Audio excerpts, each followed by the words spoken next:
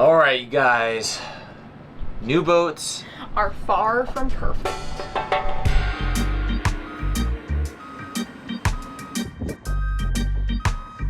What's going on? What?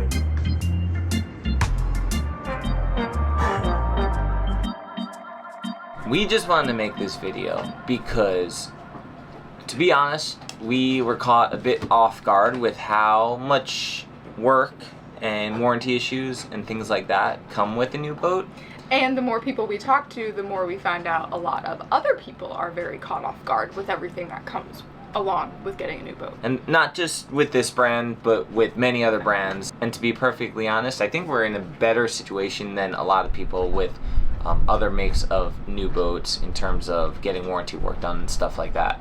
We like to bring you guys for like the real life stuff and not just the sunsets and sunshine and rainbows and happiness, but the reality of what we go through, whether it's, you know, cruising and living the lifestyle to fixing up old boats and the reality that goes up along with that. Now it's buying a new boat and dealing with the issues that do come with new boats. And to be perfectly honest, we've tried to make this video quite a few times, and every time we film it, we edit it, and we're like, we don't like how this comes off. We don't want to come off as negative, but we want to be honest with you guys, and so we're just trying to find that combination of where we can get the point across, still be positive, still express how much we love it, but show you the reality of it's not perfect. We also don't want to sound like we're not appreciative and we're not thankful we're in a situation where we have that brand new freaking sailing catamaran, which we are so freaking lucky to be able to be on a brand new sailing catamaran and just to be able to live this lifestyle in general. We're so fortunate. We do recognize that. But this video is for those people who may at some point in the future be buying a brand new boat, so that your expectations are much more in line with the reality that you're gonna run into, and I think will lead to a much happier outcome. So let's get into it. What's wrong? Well, like Sierra said before, we did go through a whole, it was scheduled to be like a month of warranty work, and I guess it was. I don't know, scheduling was a little bit of an issue. When we were up in Annapolis, it really did not go well at all. What are your thoughts? I don't think we're leaving in 3 days.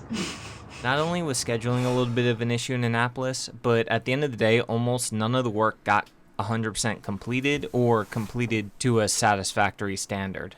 So going into this warranty period, we tried really hard to schedule as far in advance as we could so we wouldn't run into like scheduling and logistic problems like we did in the first warranty period. Seawind sent, I think, their best tech to come out to help us, and they had another guy also come up from Miami to help as well. We also found a local highly recommended gel coat repair guy who also worked on the boat. So Paul from Australia is Seawind's global service manager. I was really impressed with how hard he worked and how quickly he was able to check a lot of our issues were like relatively minor stuff. Yeah, small stuff. And then we also had another guy, Ryan, and he came up from Miami and he worked really hard as well, and him and Paul tackled some jobs together. Ryan did some jobs by himself, and you were there to be available if needed. Yep, definitely helped run around and definitely assisted how I could.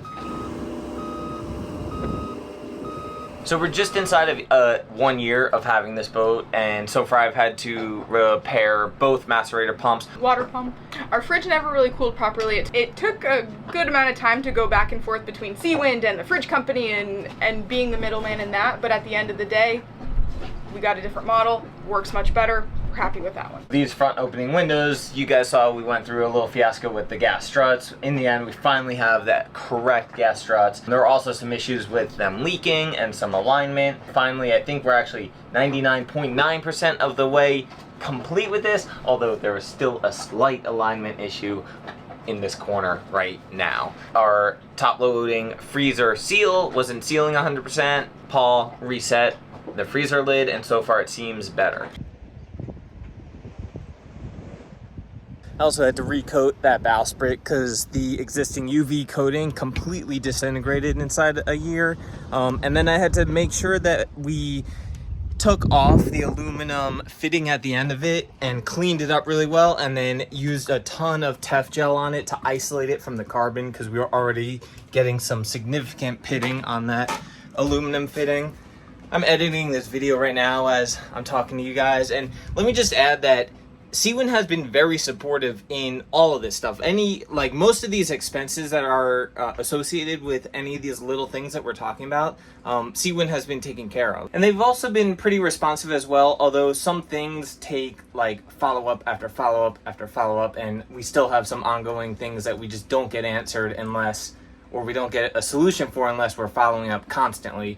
A lot of this stuff, to some it might sound insignificant or like they're like little things. To some, they might sound like they're big things and significant. It is what it is. Just know that whatever we're talking about here is like, this isn't 100% of everything. We're just kind of mentioning the things that are more recent or on the top of our heads.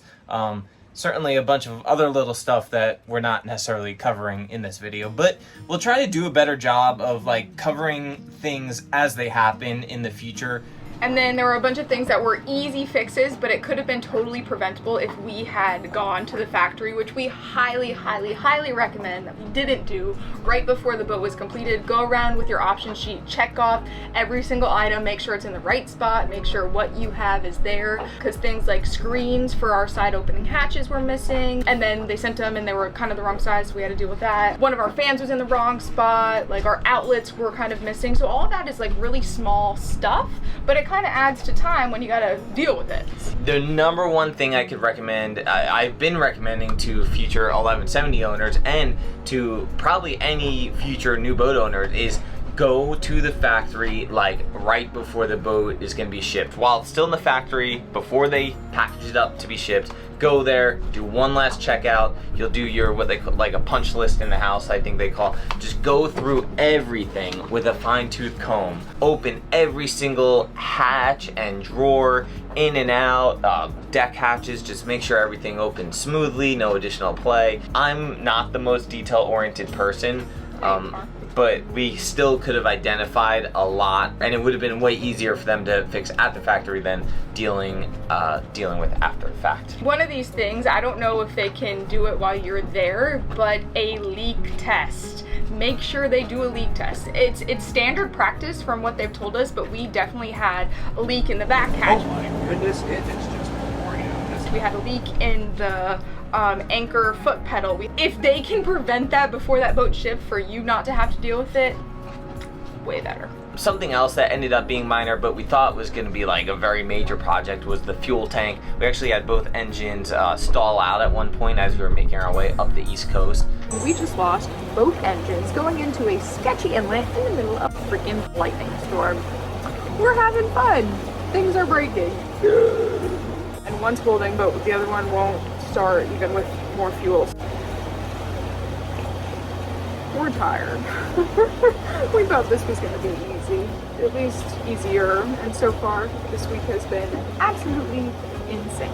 We thought it was like air intrusion into the system, and we thought we were actually gonna have to like redesign the tank or add a sump or add a day tank or something like that. We're stressing. In the end, it ended up being that they just used the wrong gasket material for the inspection port lid. You're supposed to use a material called like nitrile rubber. I think they just used this like regular like black rubber or like neoprene rubber or something like that. It basically just like disintegrated and like fell into the tank, clogged the intakes, restricted the engines from fuel, and they stalled out. One of the bigger issues that we dealt with were the floors in our hulls delaminating. It's not that big of a deal, but when you like know that you bought a brand new boat and then you're walking around on her floors and it's like spongy and making sounds, you're like, what? Like that's not supposed to be like that. So that's something that they did in Annapolis, but didn't do well. And the day we left Annapolis, they were, it almost seemed like they were worse than when we arrived there.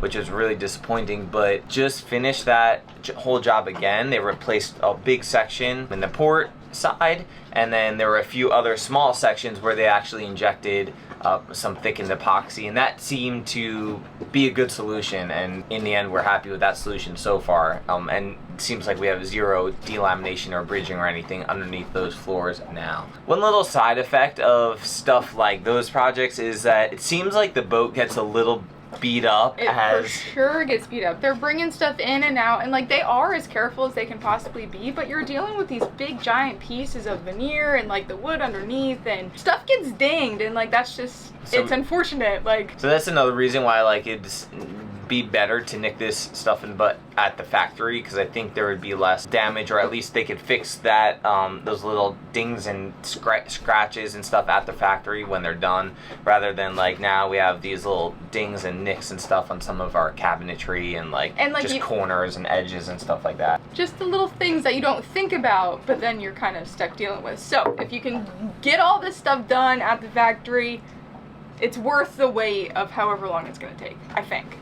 Okay, so now our longest ongoing issue is the gel coat. The non-skid on the boat has been flaking off, and like we could tell there was an issue when the boat got delivered to us. Little repair jobs that weren't perfectly matched all around the boat, so we could see it. Like it was a little different color, and it looked like the boat had freckles. Not a huge deal, but we definitely pointed it out. So it didn't come out great in Annapolis. Now we're in West Palm. We just spent another month with this gel coat warranty work, and some spots are perfect.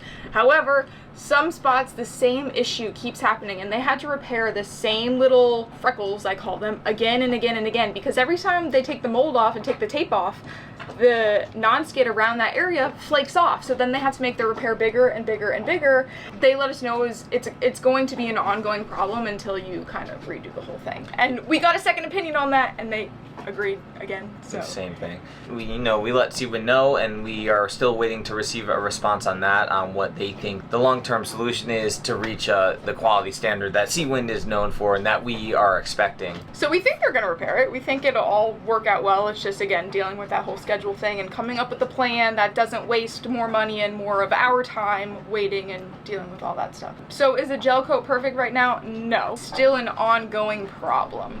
But besides that, I mean, it's cosmetic.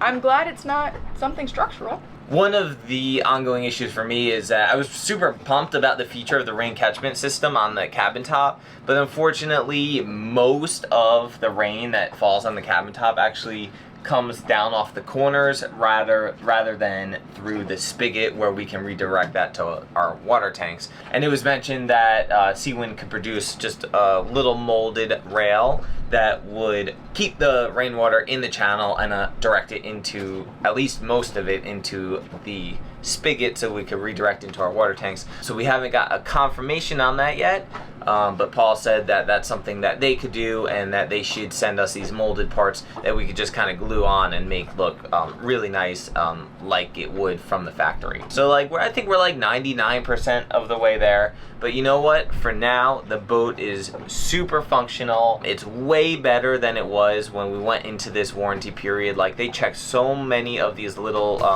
and kind of bigger issues off the list, which is incredible. So we're really happy with that, and we're back on the water. We'll just kind of keep documenting anything that pops up, and hopefully we have Seawind support through all of any other warranty issues that pop up and some of this ongoing stuff. But for now, we're sailing. Yeah, and to reiterate, yeah, it's been frustrating, but at the same time, like, we have been getting responses.